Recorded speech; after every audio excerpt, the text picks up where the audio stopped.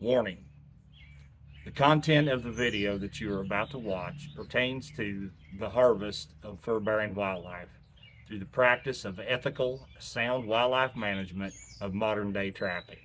If this bothers you, if it triggers you in any way, shape, or form, please leave this channel now.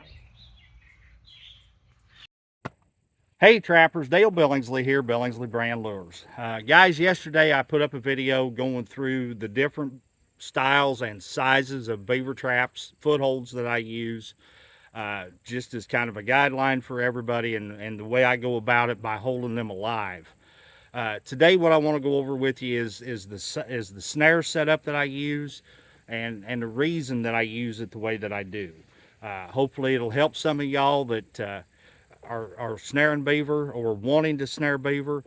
The biggest thing is, guys, is make sure that you're legal in your state. You know, check your laws, make sure whether you can use a snare or a cable restraint if you're required to. Deer stops, breakaways, set in the water, set on dry ground, all that good stuff. Just make sure that you're legal in your own state.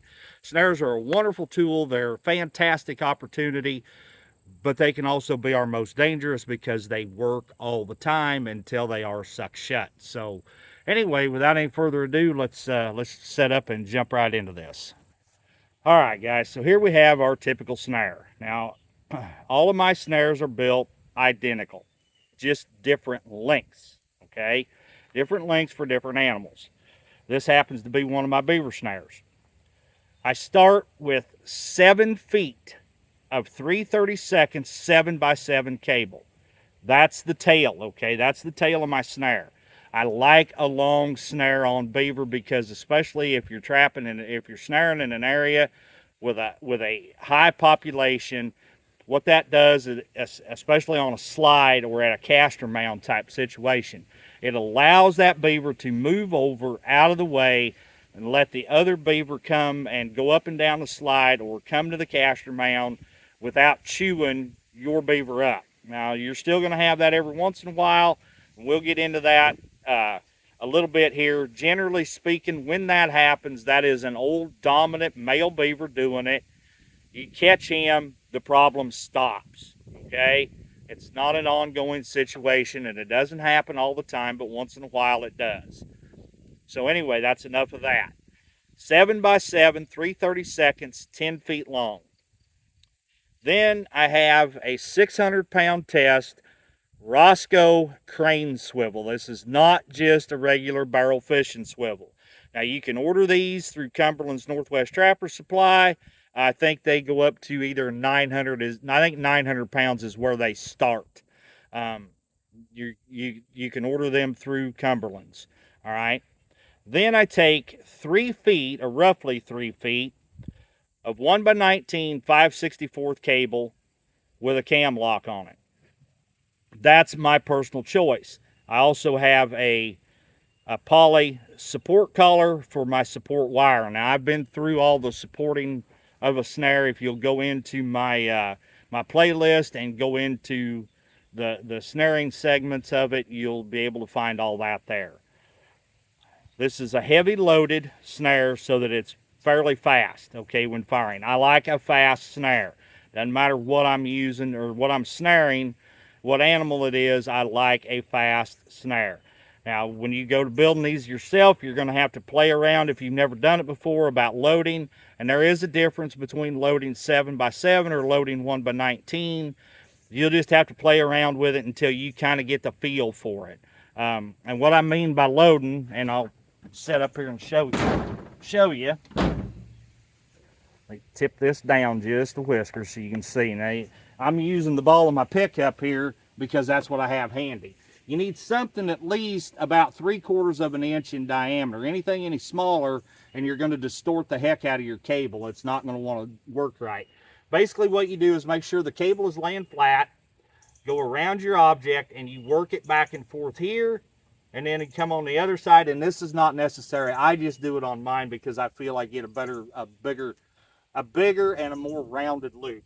You come around on the other side of the lock, basically the first 6-8 inches, and you work that against it as well. And then that forms a better, more perfect circle. Plus, it loads it really heavy. And what that does by loading it, it's just like being on a roller coaster, okay? It starts up the hill rather slow, but once it breaks over, it's really fast, okay? And you can see that that's a pretty fast snare. Now, you'll get more resistance and a slower firing time by running a cam lock on this 1x19 than you will let's say a micro lock, but you'll get a more positive lockup with a cam lock than what you do with the micro. And I've been through all that as well. If you, like I said, if you go into my playlist, into the snaring segments of it, I've been through all of that before. Just go check it out, guys. That's the best thing I can tell you. So, tip this back up. Now, the biggest thing with snaring, and everybody makes the same mistake when you first start, everybody wants to hang the lock in the 12 o'clock position, and that's an absolute wrong thing to do, because anything that comes along will bump that thing and knock it shut. Even a big heavy wave, if you're down in the water or against the water, will blow it shut. And plus, you see that it's slower this way.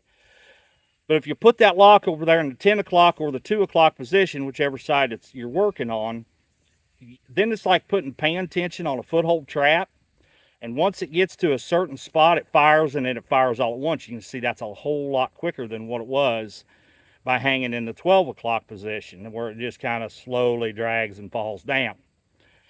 Now, again, like I said, I like a fast snare. I really like this 1x19 cable. Since I've switched over to it a few years ago, I've noticed way more neck snares, neck caught animals versus behind the front shoulder or one leg through.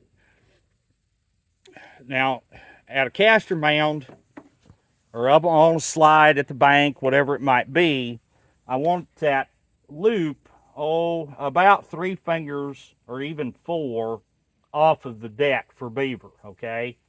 You can get it up there even a little bit higher if you wanted to, but I'm usually 3-4 fingers high is where I'm at. And try to be on the level if you can. Now, if you have to go up on the incline, then you want that loop so that it's running parallel with the incline. And you want it facing like this instead of hanging straight up and down.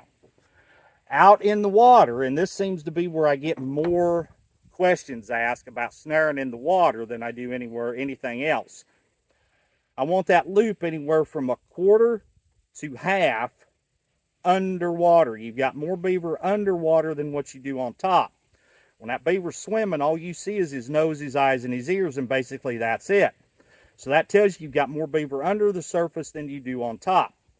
Now, as you raise it up to where you're 1/4 or so, 1/8 even, you're gonna gain more neck caught beaver, but you'll also have a few more misses as well, because he has a tendency once in a while to bump it with his nose and suck it shut, and then it just blows off of him. It just rolls right up top of his back and he swims away.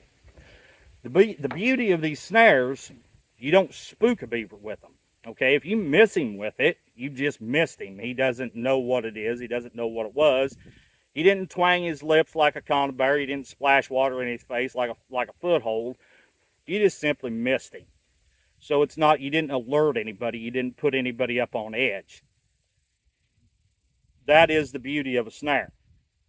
Plus the fact that they're so much more versatile. You could do anything with a snare. Any place you can put a conibear or a foothold, I can hang a snare, okay? Use it at a caster mound. You can put it up on the side of a tree. You can put it in a slide. Any place you want to, you're only limited by your imagination. So anyway, that's just a little touch on snaring. If it's, make sure it's legal in your state. Make sure you abide by all laws again before you start going out and hanging a bunch of these. Now, I've quit building my own. I started going and once I run out, I've got buckets and buckets of snares made. Once I run out of snares, though, and need to have them replaced, I'm just going to call up Carl and Liz Hersheider at Razorback Snares and just have them build them for me. I mean, guys, for what they charge, you can't buy the components and build them yourself unless that's something you want to do. But anyway, that's my plans. The other thing is too, I want to touch on a minute, by running these long extensions after you do make a catch, your lock's still good. 9 times out of 10, your support collar is still good. The only thing you have to replace when you rebuild these snares is just this loop, and that's it. That's all you're out. So it is a big factor there as far as running a longer snare and moving that beaver over out of the way. They don't fight it quite so bad. Plus, it keeps them out of the way of the other beaver. All right, gang, we're going to go ahead and end this video here. I do want to tell you that I do appreciate each and every one of you for tuning in to watch. And if you would, please just hit that thumbs up for me. That's all I'm asking. Once again, this is Dale Billingsley with another one. Signing out.